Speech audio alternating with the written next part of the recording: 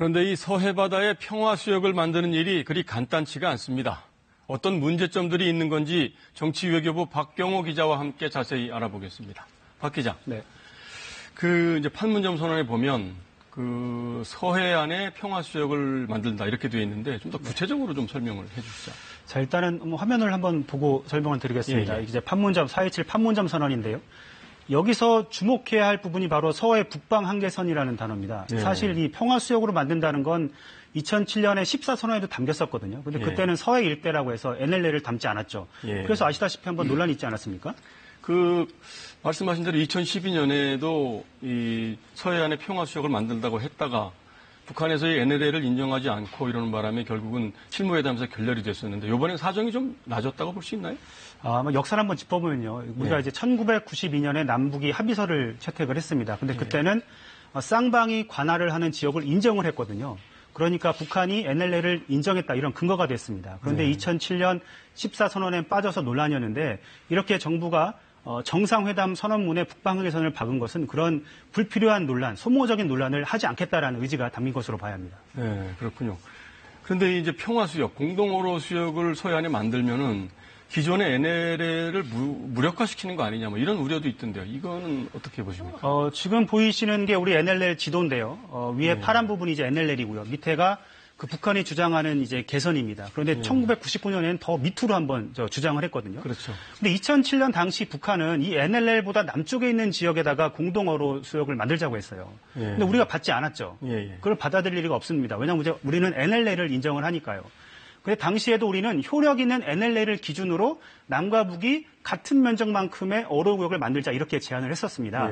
그러니까 NLL이 우리의 해상 경계선이라는 점은 예나 지금이나 변함없는 정부의 입장입니다. 네, 그렇군요. 근데 이렇게 남한, 북한 서로 논란이 많고 이게 이견이 많은데 굳이 서해안에다가 이 평화수역을 만들려고 하는 이유가 뭐죠? 아까 리포트에서 보셨지만 이 서해가 사실 황금어장이지 않습니까? 그런데 군사적 대치 상황 때문에 남북 어민들의 재산적 피해가 분명히 존재하고요. 이 단순한 어업관리 차원의 행동도 인명 피해까지 이어지는 이 군사적 충돌까지 이어지는 그런 곳이잖아요. 그러니까 여기를 평화와 번영의 공동벨트로 만들려는 겁니다. 네, 그렇군요.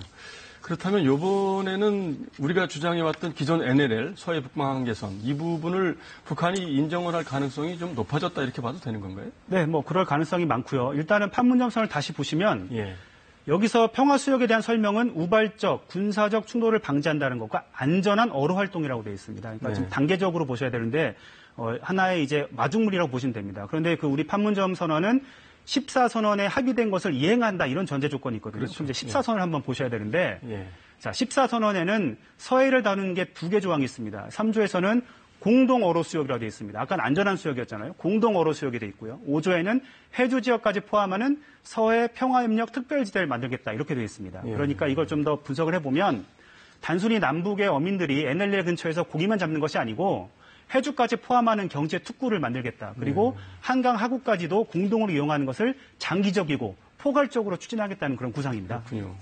해주 경제 특구, 합의대로만 실천이 되면은 굉장히 좋을 것 같은데 실무적으로 풀어야 될 과제들이 아직도 많겠죠? 예, 맞습니다. 판문점 선언에서 NLL을 명시를 했지만 아직 북한이 명확한 입장을 보인 게 아니거든요. 그러니까 앞으로 실무회담에서 이 디테일 악마라고 이제 하지 않았습니까? 그렇죠. 그러니까 그 기준이냐, 그 범위에 대한 회의가 있겠죠. 그게 큰 과제고요.